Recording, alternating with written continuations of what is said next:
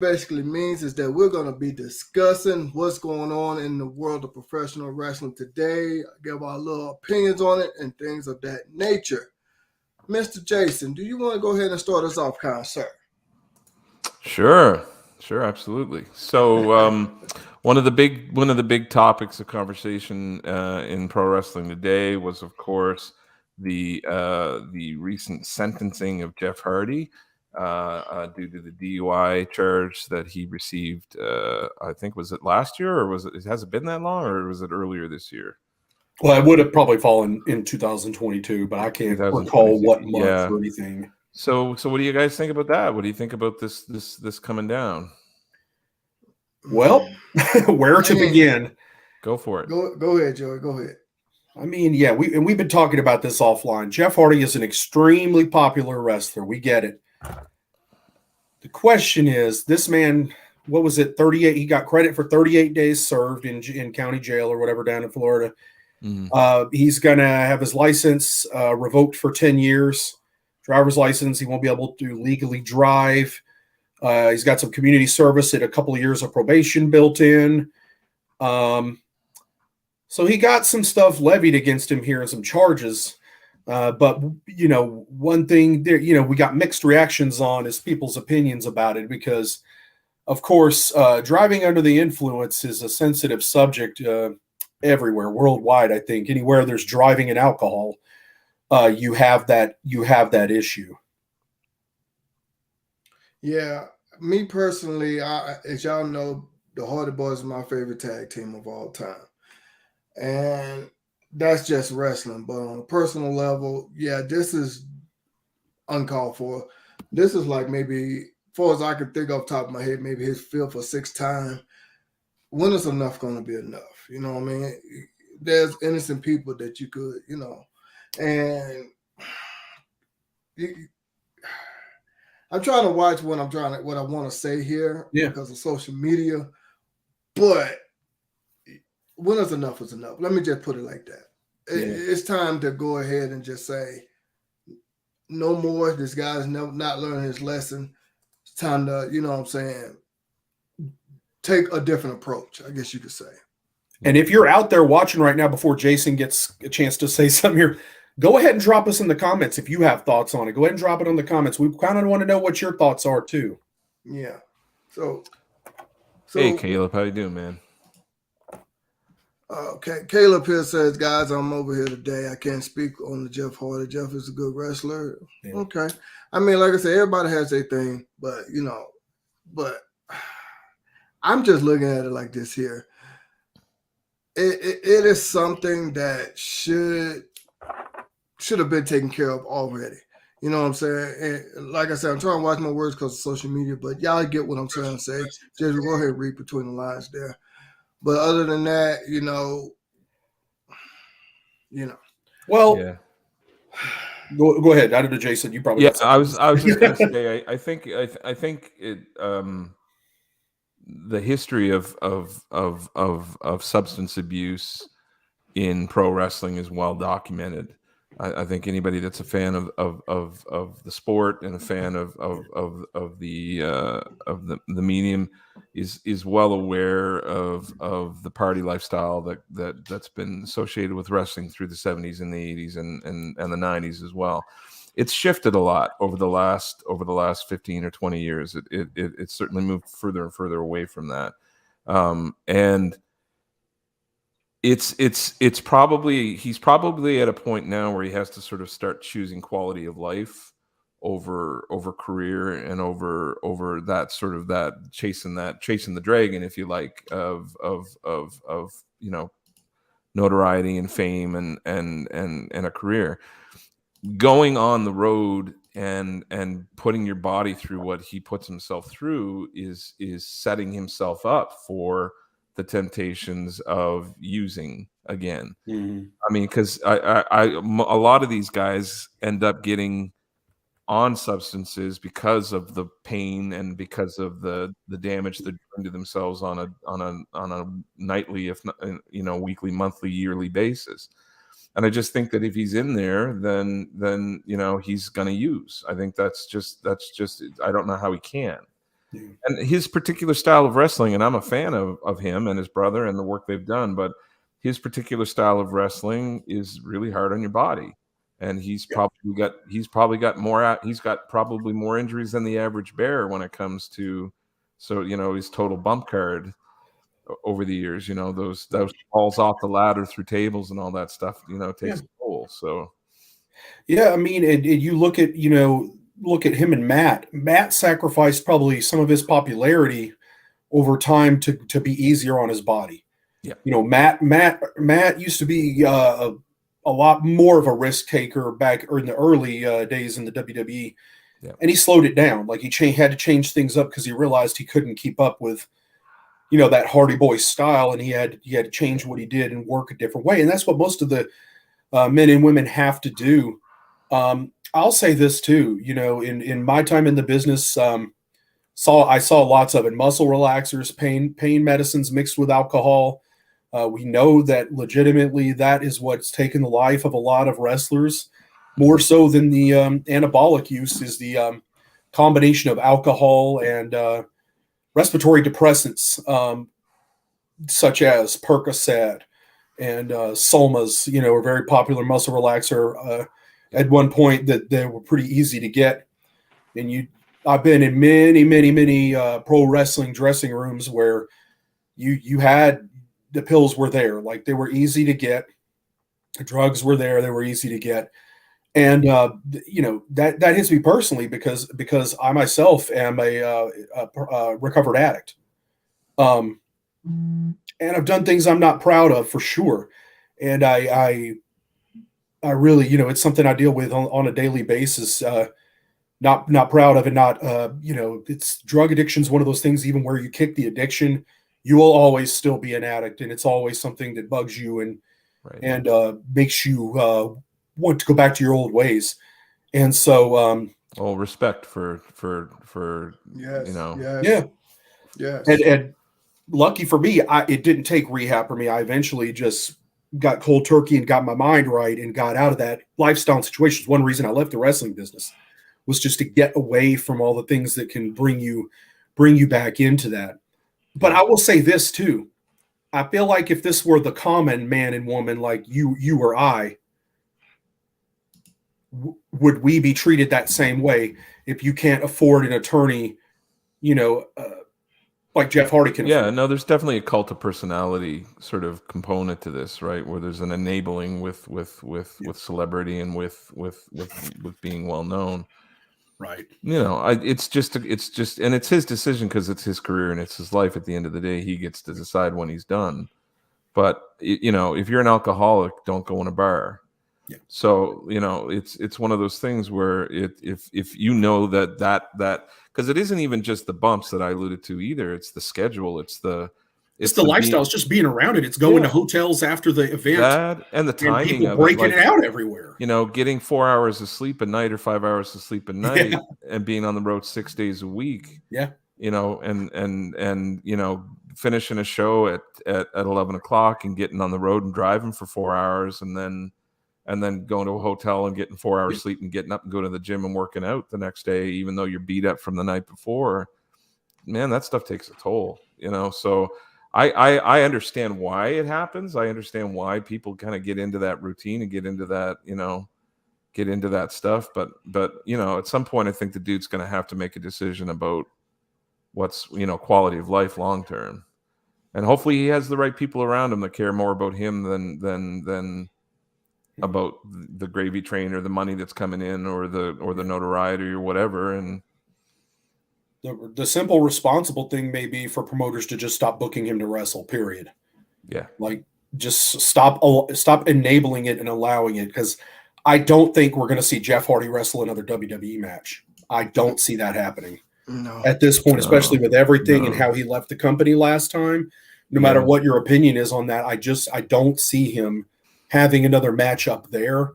But, if Tony Khan won't book him, you could imagine some indie promoters like calling him up wanting, especially if Jeff is willing to take less money because he wants to be in the ring and stuff like that. And we've seen this happen. We've seen this happen with guys and they get out of the limelight and they want to be back in it so bad and just have that one more match. And we know if Jeff Hardy shows up to an indie event, it's probably going to draw. So it's going to be attractive for indie promoters, especially if they can get him at a good rate. They're going to want him. Yeah. But yeah, I agree. Facebook user. 100%. That's a good comment. Yeah, I think that's the truth. I mean, and I'm a fan of his. So like, I selfishly, I'd like to see him stay clean, and I'd like to see him continue to wrestle as long as he wants to, but not at the expense of his well-being, and not at the expense of making his child, fatherless. So yeah, there you go. I was going to get ready to touch on that. I was just trying to think of a way to do it. I mean, you want to be here for your kids. As a father myself, you want to be here for your kids. Yeah. I know he's married. He was. I don't know if he still is, but I know at one point he was. So if he still is, I'm pretty sure you want to be there for his wife, his parents, if they still with us here on earth, all that good stuff. Right. You got to stop thinking about yourself. And, it's not, at this point, it's a selfish thing. That's what I'm trying to get at. Yeah. So, and if you're going to keep it at a selfish thing, then, you shouldn't be walking around with us in society, if that makes sense. So, got it. Yeah. Good point. Got it. Nice. So I go ahead and start that off. That was a good one right there. Another one that I know Joey wanted to talk about is his favorite segment. What is it about your favorite segment? This here, right here.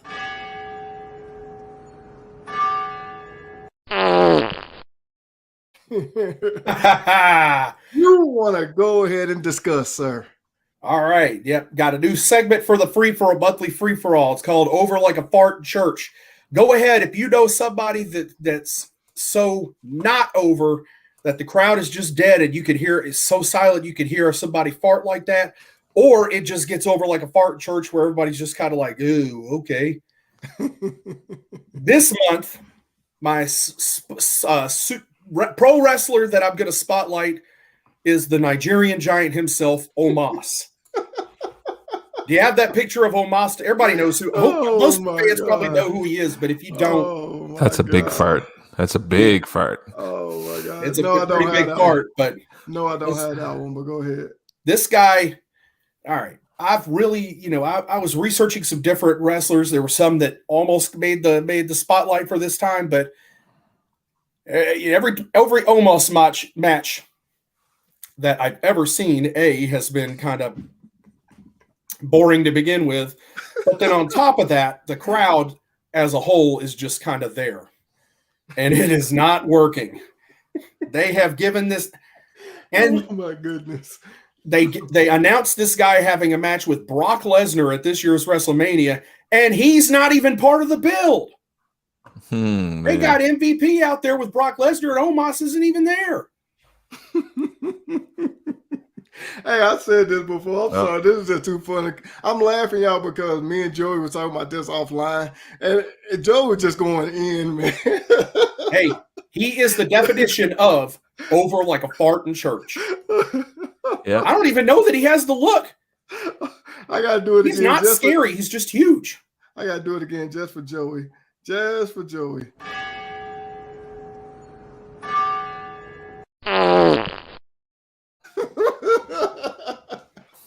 Oh man, I'm sorry, y'all. I'm sorry for laughing so much. It's just that Joey's taking me back because we were talking about this offline, and Joe was just going in, and I gotta kind of agree with him. I said the only reason why Omos is fighting Brock Lesnar is just to try to get him over. That's the only excuse I can come up with. Because why don't we talk about maybe what you think would help him get over? What do you think would, I mean, aside from getting talented, what do you think would help him get over? He doesn't have it. He doesn't have the charisma, and he doesn't have the ability. He's just big.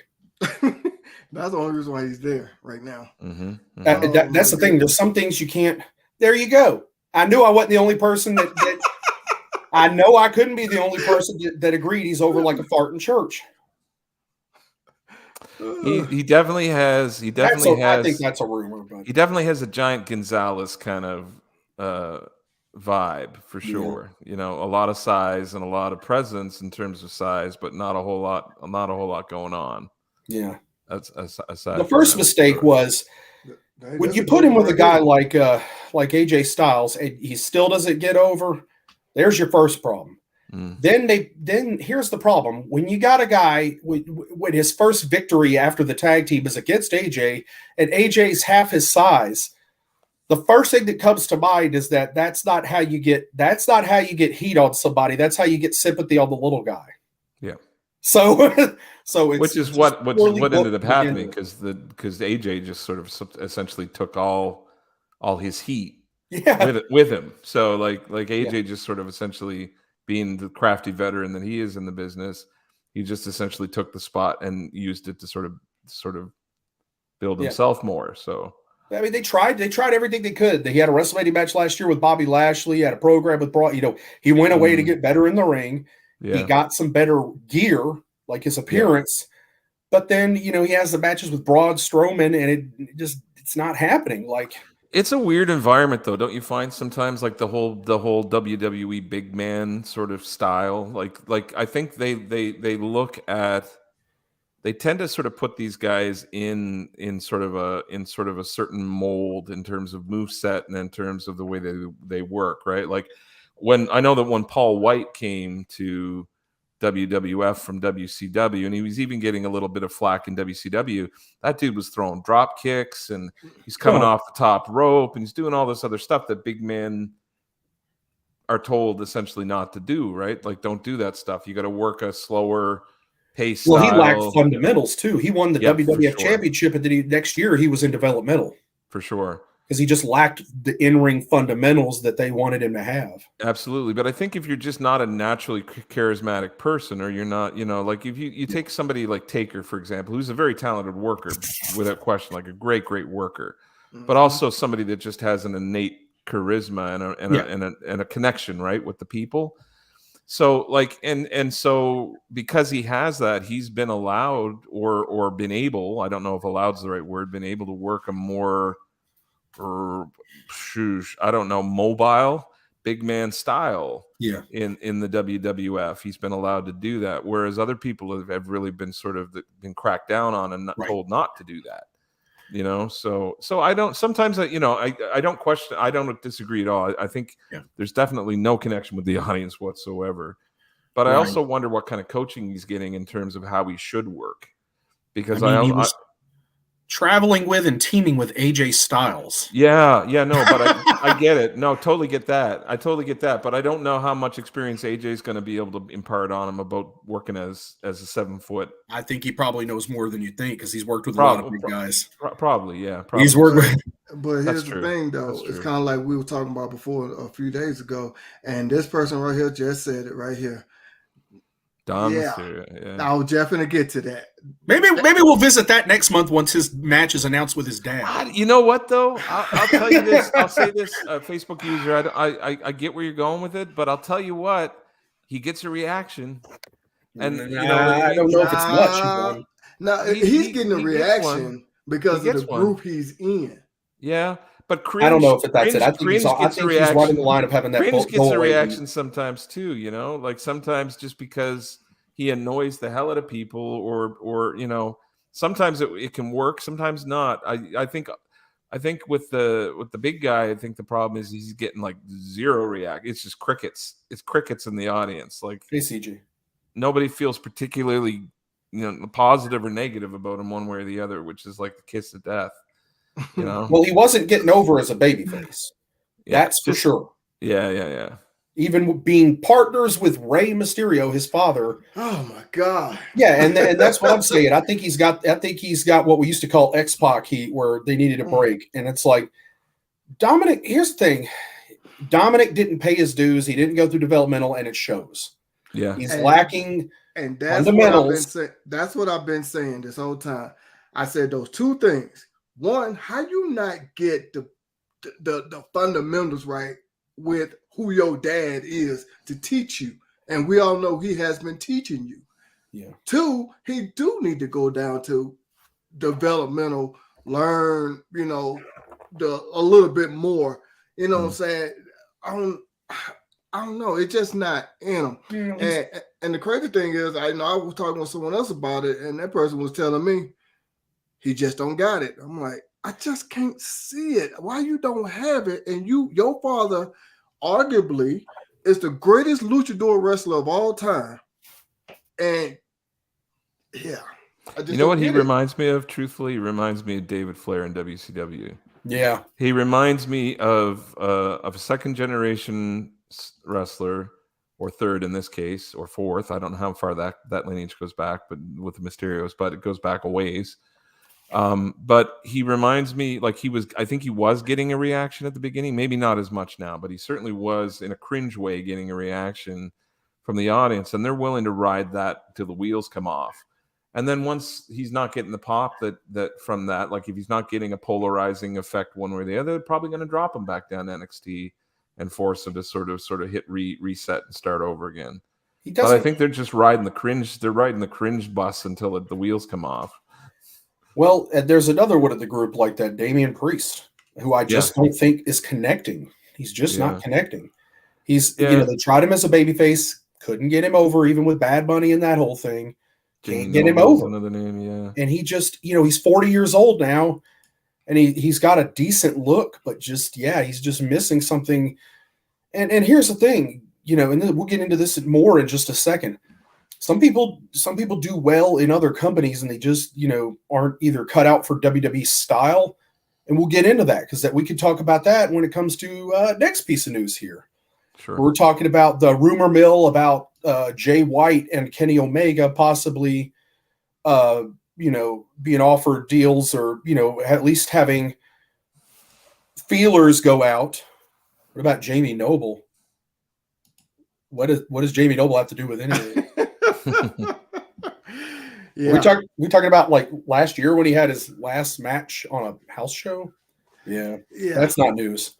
Anyway, we could get into that now. Like, what do you think about what are your thoughts on these two? Talking about Switchblade Jay White, Kenny Omega. Do you think they would, get hired, and,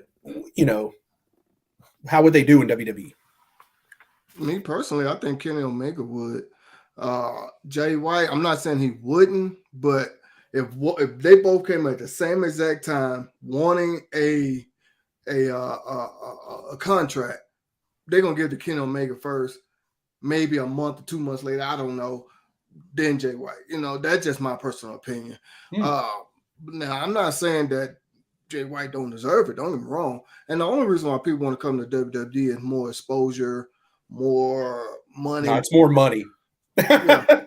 More money per se, and whatever. So, and can't knock them for it. If that's their choice, that's what they want to do.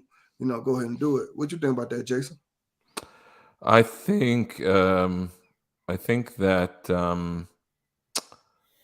Jay White is probably one of the best wrestlers in the world right now, honestly. And I think Kenny Omega hit his sweet spot just before the Okada feuds and into them.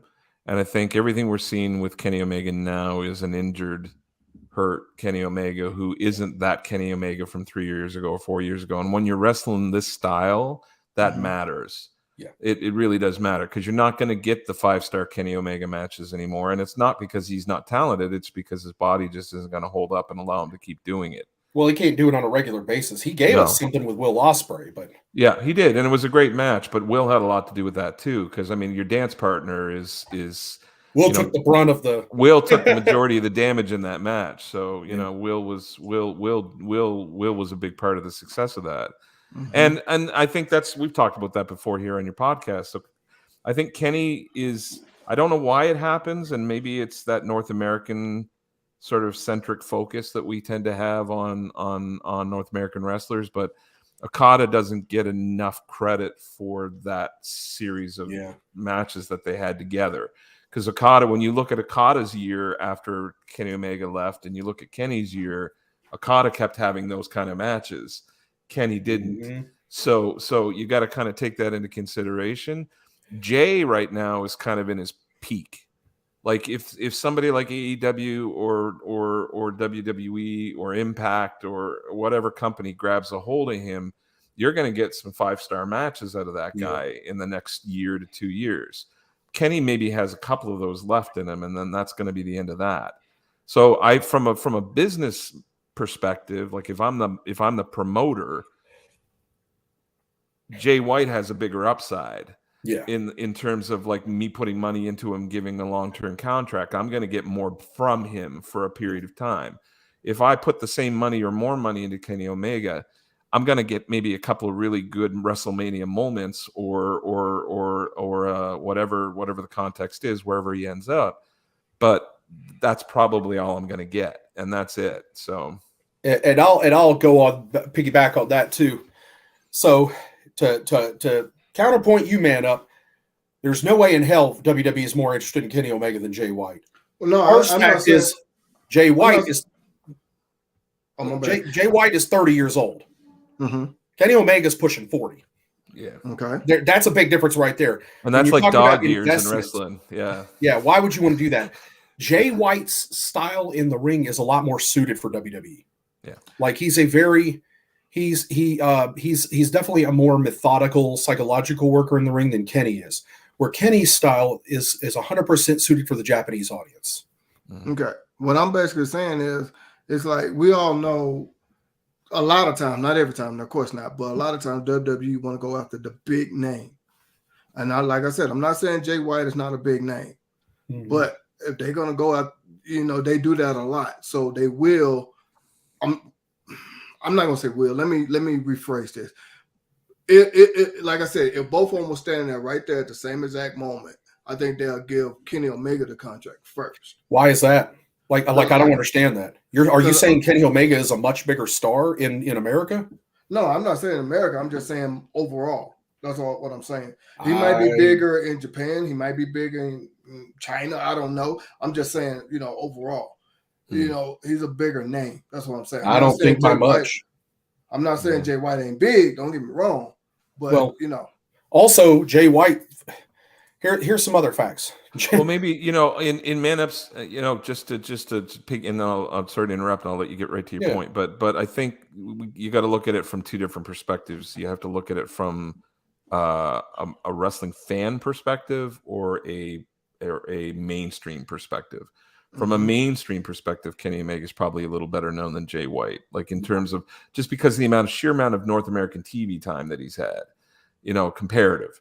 But from a casual fan, perhaps Kenny Omega is the better known of the two. But for people that are like hardcore fans, the difference is negligible in terms of.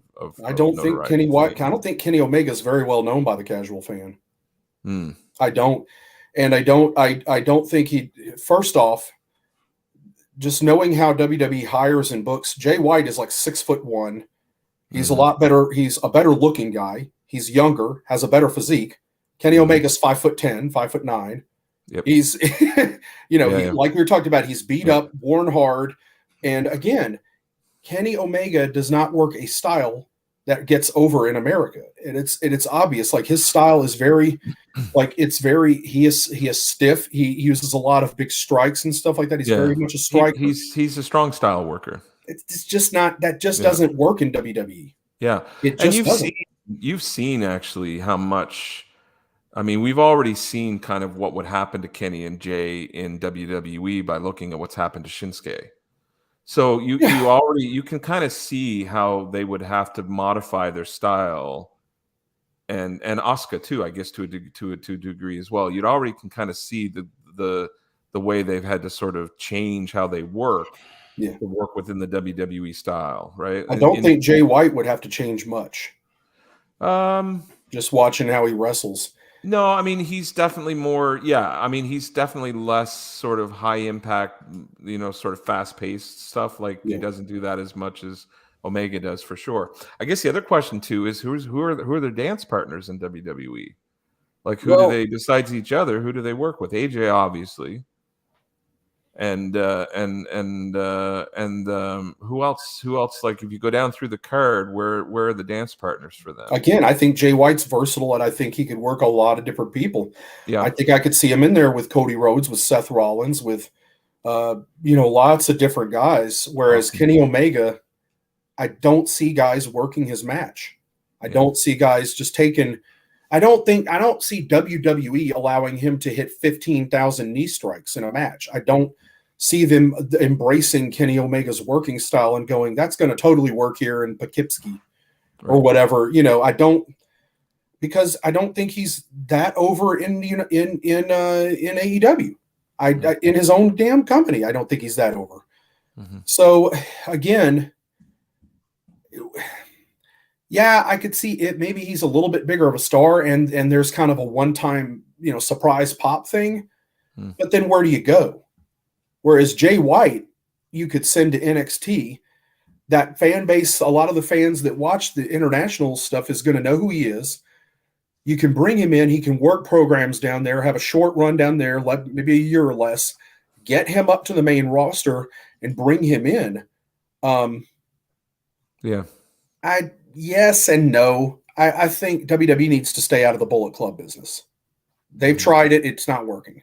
You can't have bootleg Bullet Club in WWE. They've tried it. They've tried it over and over. They've tried it over and over. If Cody was to take the belt in WrestleMania, if that's where they decide to go and they give Cody the belt, that's a no-brainer right away. Like, just if Jay White was to come into the company, to book them into a program and have Jay White chase him seems like a no-brainer with their history in New Japan, something along that lines. And it doesn't have to be a Bullet Club centric thing. It can just be, be about their personal relationship. I think that's a great match for him. I think he's got some. I think, again, coming back to what I said earlier, I just think you're going to get a better payoff from that investment long term. Jay White's ready. Like he is. You're not going to find a guy that rose up in any company in the last decade or two as fast as Jay White did. Like, really studied his craft.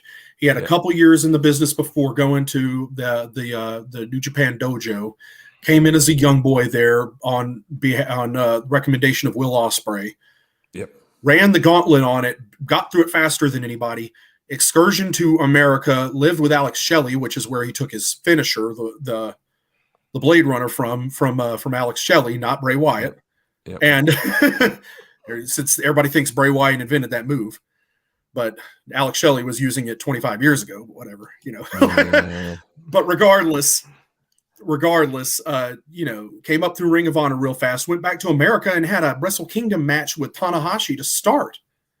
And those are the guys that become their. And I hopefully WWE and companies like A&W realize that those are the pillars of their company, like the AJ Styles and the Jay Whites and the the people that go out into the world and work the variety of styles and develop that knowledge and that repertoire are the people that they can bring into a company and work with anybody. And so that's like, those are the people you want to put your money on, really, honestly, because they can work a big man, they can work a technical match, they can work a lucha style match, they can work anything you want them to work, because they've worked with all this. They've been exposed to all of that stuff. They know it. So can you imagine Kenny Omega on Monday Night Raw having a 6-minute match with Elias? Yeah. That's gonna work. Yeah. like a fart in church. No, he did not. One of the few guys they got that's on steroids that's still a jobber. Anyway, we got a question, I think, in the comments. Go ahead. What's your question? Brown Tiger. Since it's free for all, can I ask a question? Yeah, go ahead, ask it. Go for That's it. the point. All right. See, now y'all touched on it a little bit, but I'm talking about Cody Rhodes. Now, I think WWE is going to ride that hot train for a second, for as long as they possibly can.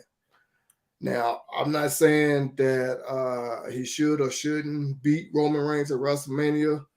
We're going to say that for another show. Yeah. But I think they're going to ride that hot train. How they're going to ride it, that remains to be seen. Well, I'll bring up another controversial dirt sheet notation I saw, that everybody just assumes one night the main event's going to be Charlotte and Rhea Ripley, and the other night will be Roman and Cody.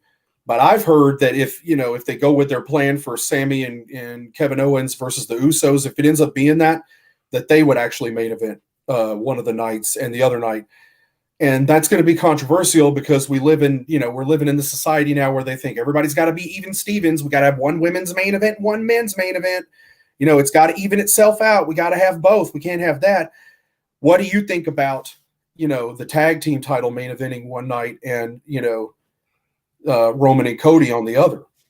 If they presume to go with the, what we're all thinking is going to happen with the Usos. There's been a few rumors in the cheat sheets over the week about the backstage being really ticked off because apparently they're going to cut back on the total number of matches.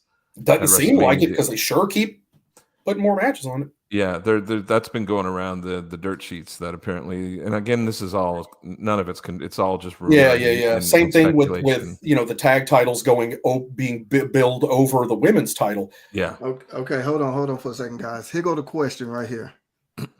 How magical do you think Jay Lethal was when he used the sound like Ric Flair promo? I loved it personally. I think Jay Lethal's an incredibly talented guy, period. I think he's one of the most talented North American wrestlers, period. Currently still, like wrestling currently and before as well. I think the guy has crazy charisma and crazy talent. I mean, he's a great technical wrestler. He's great in the ring. I think TNA did Impact did a decent job of sort of like tapping into that. I don't know why AEW doesn't run with it more. Ring of Honor is where he succeeded the most. He's a two-time world champion. Of course, that was his home base, really. But I'm shocked that AEW doesn't sort of give him more to do than they do right now, because he's probably one of the most talented talkers in the company right now, honestly, MJF aside, and MJF is proving himself to be more and more one-dimensional as he goes, unfortunately. But lowest rated champion they've had yet, and that's over Hangman Page. Yeah. Okay. He wasn't. So hopefully, Brown Tiger, that answered your question. Yeah, but, I agree, Brown. I agree completely. So just going back to that, I just want to get through it real quick. Yeah. If no women's match is in a main event of two-night WrestleMania, how are you personally going to feel about that? I would personally watch two nights is tough anyways. I just find like the format is harder to sort of keep up with. I would rather see fewer matches that are well booked and have a well constructed narrative that I'm invested in. So I'd rather there be like 6 matches, 3 a night, and they're like great matches and they have great storylines. And I think they should book who's over. I think it should be about that. I think you should earn your spot at WrestleMania. I think that was supposed to be the point in the first place, that it was supposed to be this thing that you were sort of, it's almost sort of become this gold star, everybody gets to participate kind of thing now, and it's diluted. Charlotte Flair and Rhea Ripley are not more over right now than Sammy, Kevin Owens, and the Usos. No, those guys are on fire, all 4 of them. Yeah, so and this might get me some heat in the comments, but wrestling is not a woke thing, and it shouldn't be a woke thing. It's if you're over, you're over. If you're not, you're not. And it has nothing to do with your gender, and it has nothing to do with who you like to go to bed with, and it has nothing to do with how big you are or how small you are. It has everything to do with like connection with the audience. So instead of just being a token thing to say, look, we had the first women's main event first. We did this, we did that. It's like, okay, but what does that mean? Yeah. If it's not drawing money, then who cares? Like if it's not, if you've got a more deserving match that's got more fan interest, put it where it belongs. I think. All right, to go ahead and kind of answer this question, because Brown Tiger, we was already getting to this here. But we're not really talking about on that. I think I'm gonna go ahead and answer your question there, Joey. I gotta agree with Jason. It's really who's over, 100%. I mean, that's always been the wrestling business. Now, as a fan of it, you might have your opinion, and that's fine. But the business itself, it does go with who the fans want to see the most. It's not like you get what you want, No, it's like a percentage thing. I guess you could put it like that. If they say 90% want this, then they more than likely going to do what the 90% want versus the 10%. So and I think that's the way it should be, whether you like it or not. Like, for example, with this Omos and Brock Lesnar thing, that's not a main event thing. So, of course, it's not going to be put in the main event. Might as well be the opening match. Just get it over with and get him out of there. I think it should be the WrestleMania pre-show. Mm-hmm.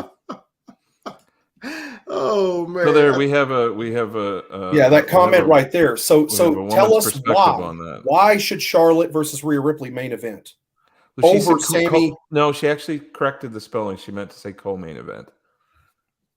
I'm a woman. What's a co-main event? A co-main event is a semi-main event.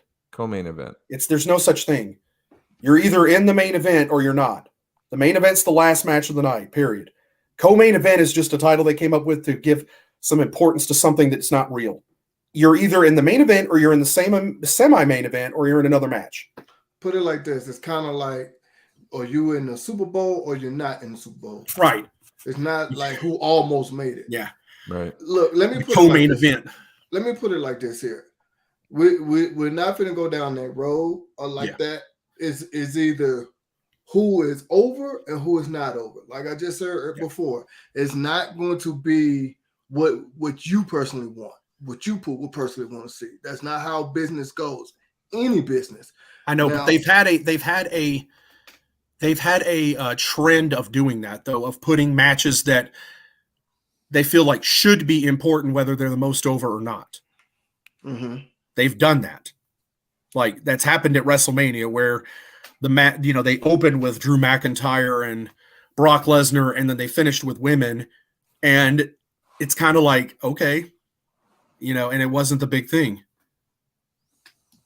Well, one's got to be the main event. So you're saying co-main event, which one's in the last match? Calling something calling something, that's a gimmick. It's just a gimmick. So which one's going to be the main event of night one, period. But before we get into talking about other stuff, well, I think obviously the Usos and KO Sammy on that night would have to. People want Sami Zayn in a main event. Yeah, people want that. It would have to be that night because I mean, there's nothing more over right now than that in the whole company. And Roman and Cody are getting a main event spot. They just are. Yeah, but and I like Cody a lot, and I enjoy the storyline, and I enjoy the lineage storyline, and I love all that. But that match is not over like Sammy and KO and the Usos are. So, let's go ahead and talk about something else. Want to go ahead and put over the Facebook group there, Bells and Belts Podcast on Facebook. Recently, we had a poll where we were trying to determine we're going to be doing like a career retrospective series. And we put up a poll, and I don't know if you have a graphic of the poll. We may not have it available, but Arn Anderson won by a landslide over Hulk Hogan, Lou Thesz, and I can't remember who else I put in there. But regardless, so do you have this coming month schedule, man, up? In a graphic right here.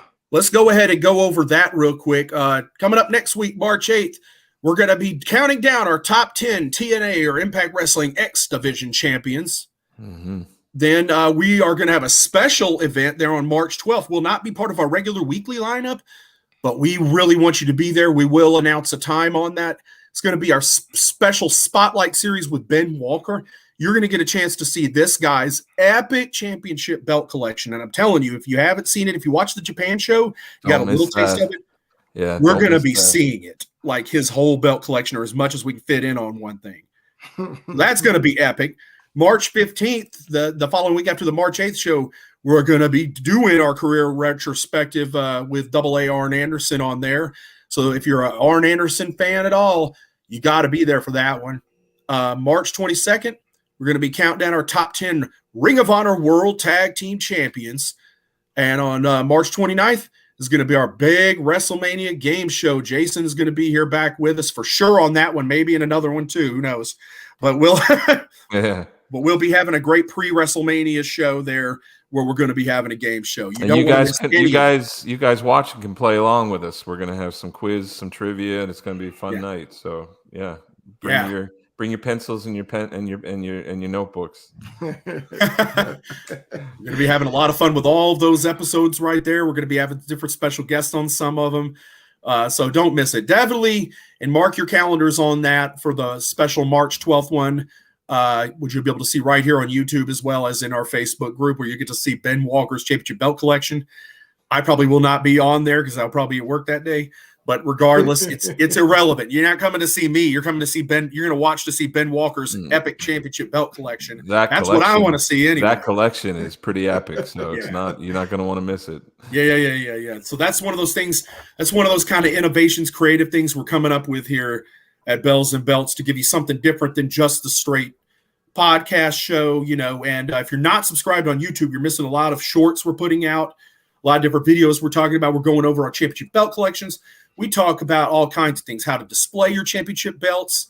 We're getting real creative with these shorts. So you want to be definitely subscribed and turn your bell on to get notifications, because we're dropping shorts multiple times a week here, and they're entertaining. So you definitely want to see that. We do belt unboxings, and we post those as well. Usually not live, but after the fact, you'll see that in our videos too. So if you're not subscribed and you don't have your notifications turned on, you're probably missing out to see that. I had to put that up there just for you. That's a very kind lie. But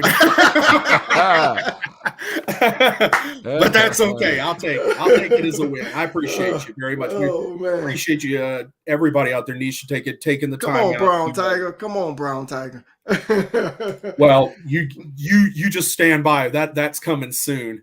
All right. Well, and to tell you what, we got one more kind of topic to get on here, and it kind of leads into with our topic about Kenny Omega, Jay White possibly coming to WWE. Mm-hmm. Do you feel like, and this is for everybody at home too, so comment please, do you feel like a pro wrestling career is not valid if somebody does not have a match in the WWE? That's right, Caleb. That's right, Caleb. No.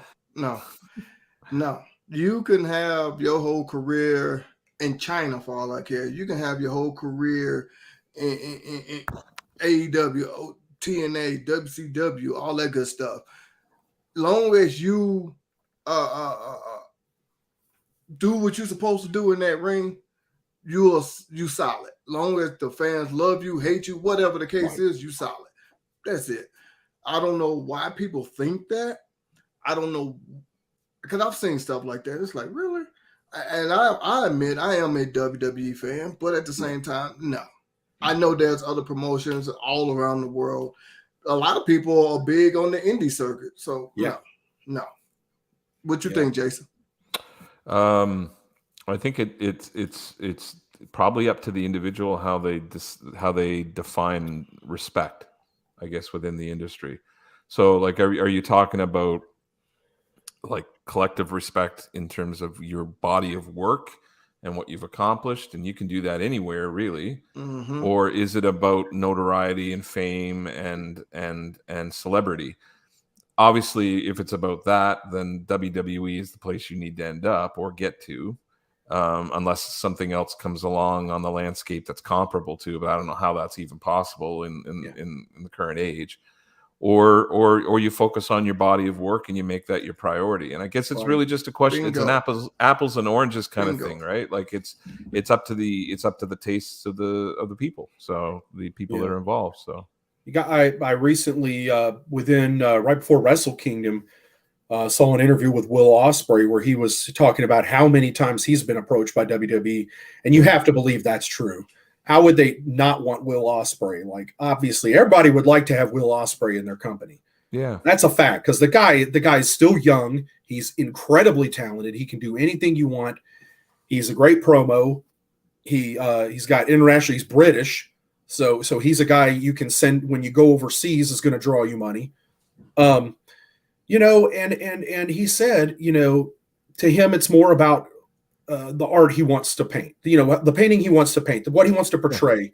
Yeah. And he does not see himself, with how he is, the way he performs, the type of matches that he wants to have, everything like that. He doesn't see it fitting into WWE. I don't think he ever said, never say never, like he'd never appear on there or show up. But he just said, it really doesn't pique his interest. It's not about being in front of the most fans possible for him. Right. It's not about that. Because you can see, I mean, Wrestle Kingdom's a pretty big show. You know, and it may not be a destination, obviously, because it's in freaking Japan. In the same way that WrestleMania is, it's also nowhere near as old as WrestleMania is, with the history of it and the progressional growth the way it is. They regressed. They went away from the 2-night format that they kind of invented. Yeah, they did that before WWE did. Yep. And they kind of went away from it because I think they realized too that it took away from, you know, New Year's Dash. It took away from a lot of that, and they kind of wanted stuff back. And then they kind of had a Wrestle Kingdom Night 2, but it was a co-produced show with Pro Wrestling Noah at the Tokyo Dome. Well, let me ask you this: would Sting be the icon he is if he never appeared in WWE for that short period of time? Hell yeah.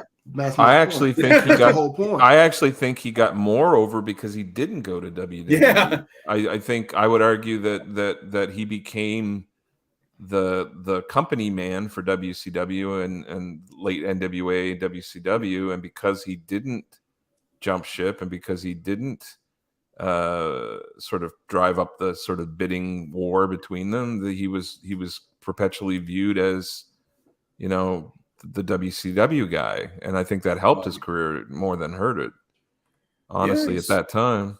And there's no guarantee he would have been used the same way he was used in WCW and WWF. There's just, you know, it's always that what if. Yeah, I think if he got there in the 80s, he'd have done well. But after that, yeah, I don't know. And that's kind of, you know, one of those things. I mean, we're seeing stuff changing. Stevie Ray got in the Hall of Fame. He never had a single match in WWE. Yeah. You know, you got guys that are finding their way in there based off of the body of work. And it's, you know, and it's like I've brought up before, like, you know, I feel like where's the Midnight Express in the Hall at WWE Hall? If you're gonna call this the industry standard for a Hall of Fame for all of pro wrestling, and you don't have guys like that in there, Nikita Koloff could still be a WWE Hall of Fame, or the Midnight Express could be, just because of their contributions to the industry and everything we got from that. Is like, how can you know, all encompass and be this industry standard and not recognize people that built the industry that you're succeeding in? Yeah. And I think that's a big part of it. And I mean, you look at, even in a contemporary sense, you look at somebody like Okada that we were talking about earlier, who spent a hot minute in TNA and then essentially had a little bit of TV time in AEW, and that's it. And I mean, so if people are following him, he's clearly one of the most respected wrestlers on the planet right now. And just because of his body of work in New Japan Pro Wrestling almost exclusively. And fans do know him in America. Like they just had the battle, what do they call it? The Battle of the Valley.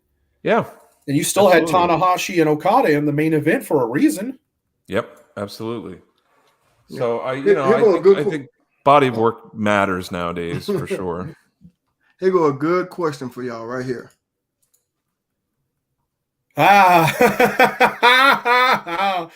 Yes. Yeah, I do. Yeah. I like Coco. I worked with him quite a bit. He's a funny guy and a good guy. But the first time I ever met him in Memphis, Tennessee, behind the New Daisy Theater on Beale Street there at a KAW show, Kick Ass Wrestling, he tried to sell me a socket set.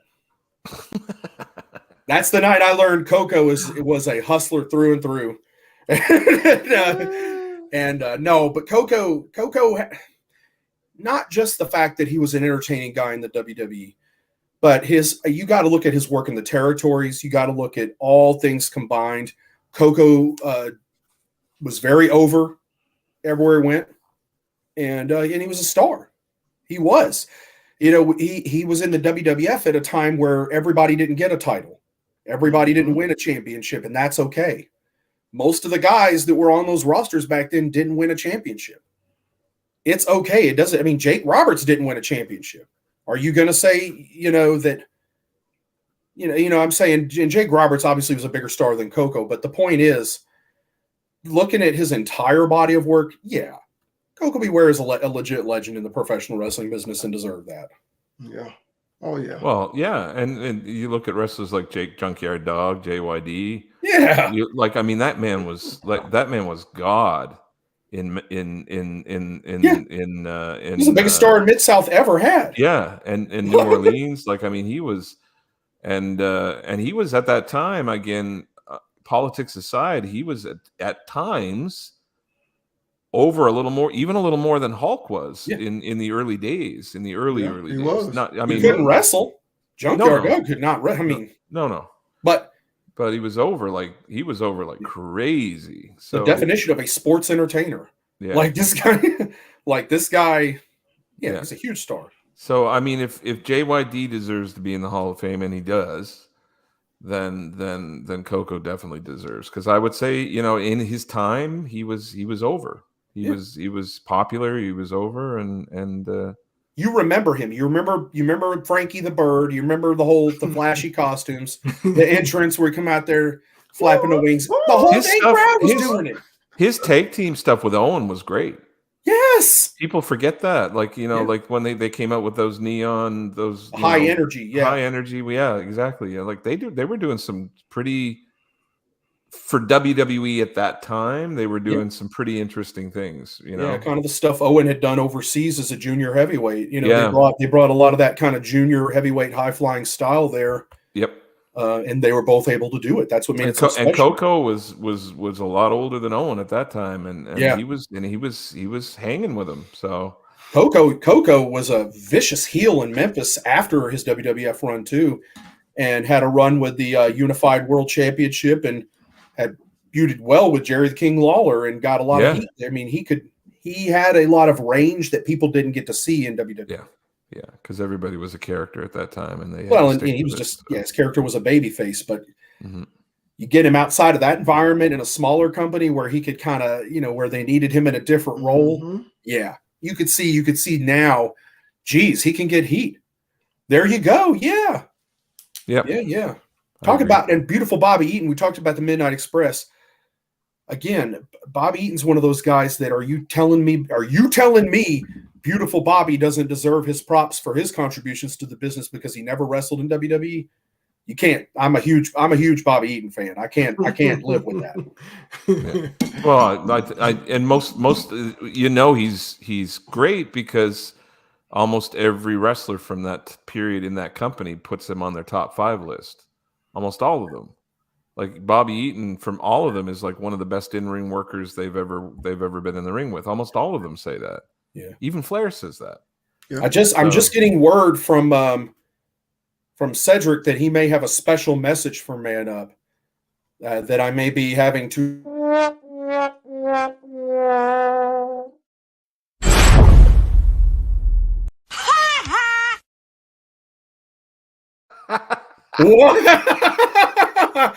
Okay. He's not even on the show and he had to get it in. He had to get it in. Hey, I want to go ahead and give a couple shout outs real quick. I want to thank Jason for our epic new intro to the show. Thank you so much. And for the graphic we used for the Over Like a Fart in Church. That's freaking hilarious. Hold on. I'm going to play the intro again right now. But if you join us next week, you'll get to see it again. I 100% promise you that. I also want to remind everybody, if you have a Facebook account, why aren't you in Champions Belt Club? Yeah, just come hang out, man. Come hang out with us and visit. Daily trivia. We've got a Friday fantasy booking series we're doing right now. We're going through the top 12 tag teams as voted by the members in the group. And we've got lots more coming down the pike. So come hang out with us. Hey, and we appreciate you too, Mr. Lee West. We do. Thank you, sir, for joining us. Yes, indeed. Thank everybody that joined us this week. And with that, hang on. Oh, he got it ready. Oh, y'all know what that means. The bell is rung again. That means the match is over. The show is over. We want to thank everybody. Any closing statements from you, Mr. Jason? Man, thanks guys for having me on again. I really appreciate it. Love talking wrestling with you guys, and love talking to everybody and it's watching. And yeah, it's awesome. It's awesome that we have so many options and so many things to watch, and it's a great time to be a wrestling fan. So Indeed. And thanks to everyone that's participating in the polls we're doing on there, because you're part of our creative process if you're voting in those legitimately. Like we're depending on you voting for us to figure out what the heck people wait a want. minute. Hold up. We got to show the shirts. We are showing that. Ooh. I wish Jason had worn the Champions Belt I Club forgot. shirt. I got it. I'll get Yeah, next we gotta show time. the I'll bring it shirts. next time. Yeah. So I just want to thank everybody that's participating. Keep your eye out because a new poll is going to be coming as we, work on our April schedule, figuring it out. And don't be afraid. Right here in the comments, either on Facebook or on YouTube, tell us what you want to see. If there's a wrestler you want to hear us talk about, a championship belt we haven't done a top 10 on that you want us to cover, what are you waiting on?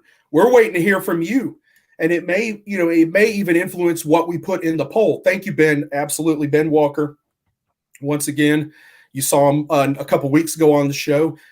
You're going to be seeing him on the 12th. Remember, we talked about that. So, yeah, in closing, just thanks to everyone right there. Top 10 referees is an idea. We've definitely heard that before, and it's definitely not something we're throwing away yet. Thank you. With that being said, go ahead and subscribe to us on Facebook and also on YouTube. When you subscribe to YouTube, make sure when you hit that notification bell, select all notifications so that way anytime we drop anything, you will be notified and you can see it. So this has been a great conversation, guys. Loved it as always. I know I said it a lot. It's not cliche. I actually love it. I want to say thank you, Jason, for filling in for Mr. Cedric. He was not able to join us this week. Hey, just like I wasn't able to join last week. And with that being said, we're finna go ahead and get up out of here. For Joey, Jason, myself, Man Up, and my other tag team partner, Mr. Cedric, thank y'all for joining, and we out.